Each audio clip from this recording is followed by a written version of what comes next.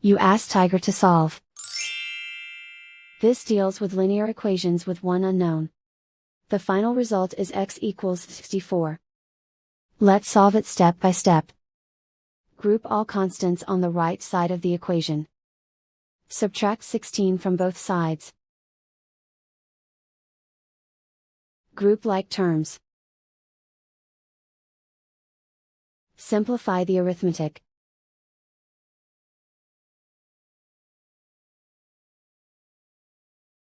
Isolate the x.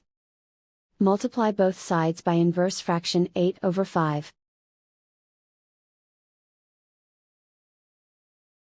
Group like terms. Multiply the coefficients.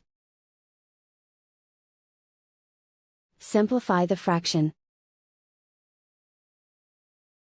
Multiply the fractions. Simplify the arithmetic. And so the final result is x equals 64.